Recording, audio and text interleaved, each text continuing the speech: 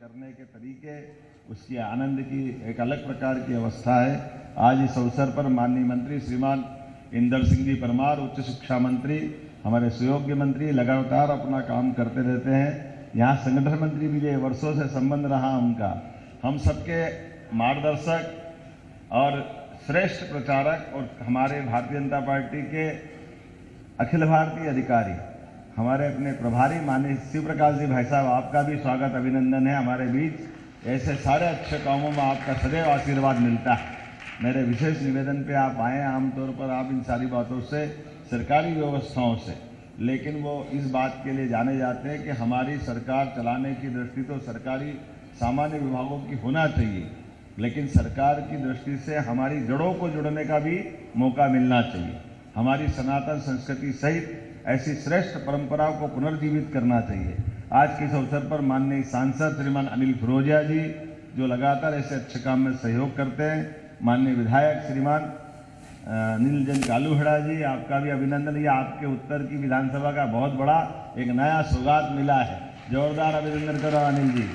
मुझे मालूम है ये सड़क के उस पार दक्षिण बाबा महाकाल के यहाँ, तो महाकाल बाबा हमारे इधर और आपका सम्राट विक्रमादित्य होटल आपके पास। जोरदार आनंद है, आज आपके लिए एक बड़ी सौगात मिली। मुझे इस बात का आनंद है। हमारे माननीय महापौर मुकेश सटवाल जी, आपका अभिनंदन। बहन कलावती यादव जी, सभापति जी, हमारे जिले के अध्यक्ष संजय जी, सभी वरिष्ठ अधिकारीगण, इस अवसर पर स्वनाम धन्य सभी महानुभाव, माननीय जगदीश जी से लेकर माननीय सर तक, मैं आप सबको प्रणाम करता हूं, अभिनंदन करता हूं। यद्यपि हम सब जानते हैं कि आज दिन भर से बहुत सारे अलग अलग प्रकार के कार्यक्रमों से हम जुड़े हुए हैं। आज उज्जैन का गौरव दिवस है सच्चे अर्थ में, और गौरव दिवस का मतलब अतीत से जुड़ करके हमारी वर्तमान की व्यवस्था तक आपको कदम कदम पर गौरव करने वाली चीज़ों से सरोकार होना चाहिए, उससे संबंध होना चाहिए। मुझे इस बात की प्रसन्नता, ये बात कहीं न कहीं खटकती थी 1235 में जब इल्तुतमिश आया, और इल्तुतमिश ने आकर के हमारे उज्जैन के ये सारे पुराने प्राचीन देवालय सहित पूरे नगर को नष्ट भ्रष्ट किया। न केवल हमारे नगर को, बल्कि उत्तर भारत के अधिकांश स्थानों को नष्ट भ्रष्ट करके बड़ी बुरी स्थिति में डाला था। लेकिन मुझे इस बात की प्रसन्नता, बाद में शिवाजी महाराज के काल में हमारे अपने महाराज माधवराव सिंधिया, महाजी सिंधिया, राणोजी सिंधिया, परवर्ती काल में माधवराव सिंधिया सेकंड, और उनके काल में ऐसे कई प्रकार से हमारी अपनी उज्जैन के देवालय सहित ऐसी कई इमारतें हमको दिखाई देती है, जिसमें प्राचीन गौरवशाली इतिहास की झलक थी। काल के प्रवाह में कोई हमारा विश्वविद्यालय, कोई महाविद्यालय, कोई स्कूल, कोई कलेक्ट्रेट, अलग अलग प्रकार से उनको बना करके हमने तत्कालीन समय में आज़ादी के बाद उनका शासकीय दृष्टि से उपयोग किया है। लेकिन जब शासन की दृष्टि से भवन की कमी होगी, शासन की जो स्थिति होगी, मैं उस पर टिप्पणी नहीं करना चाहूँगा, लेकिन शासनकर्ताओं ने वैसे तैसे काम चलाया।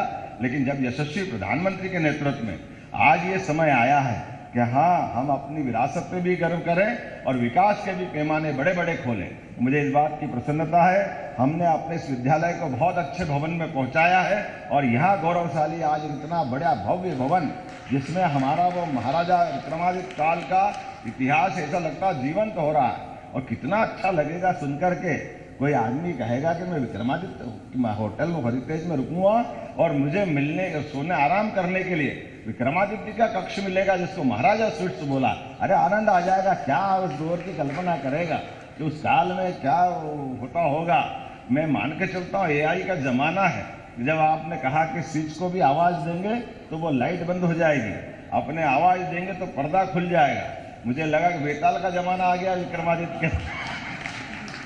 ये अपना वर्तमान के युग से पुराने युग को मिलाने का अद्भुत एक संयोजन किया है। एक एक कक्ष के अंदर जो चीज जुटाई गई है, मैं पर्यटन विकास निगम को भी बधाई देना चाहूँगा, जोरदार अभिनंदन करें। उनने मन से 1, 2, 3 जितना टाइम लगा, हमने कहा आप लगाइए, लेकिन लगना चाहिए।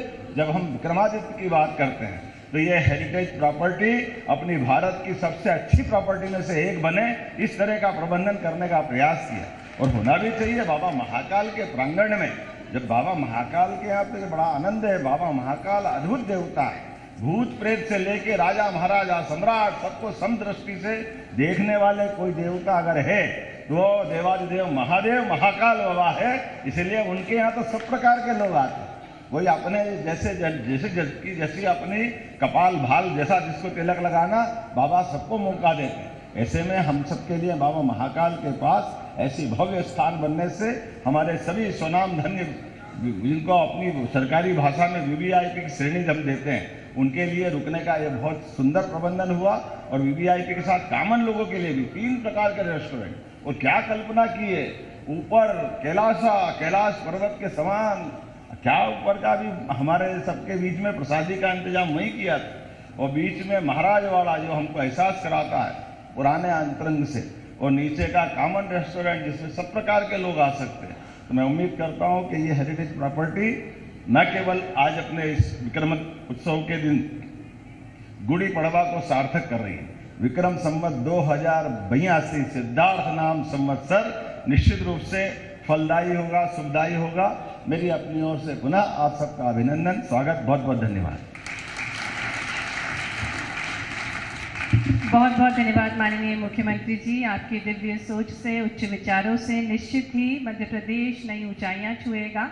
आज का दिन बहुत ही महत्वपूर्ण है। आज हिंदू नववर्ष 2082 की शुरुआत हो रही है बाबा महाकाल की नगरी से, और साथ ही में नवरात्रि का प्रथम दिवस है। हम सभी के लिए बेहद गर्व का विषय है कि हमारे मध्य प्रदेश के माननीय राज्यपाल जी हमारे बीच पधारे हैं। उनसे हम सत्सम्मान निवेदन करते हैं कि वे हम सभी को मार्गदर्शन प्रदान करने की कृपा करें। आपके अनुभव से हमें प्रेरणा प्राप्त होती है। आपकी जोरदार तालियों के साथ आग्रह है आदरणीय राज्यपाल महोदय जी से कि वे संबोधित करें। सभी को नमस्कार। होटल महाराजवाड़ा के उद्घाटन कार्यक्रम में अपने बीच उपस्थित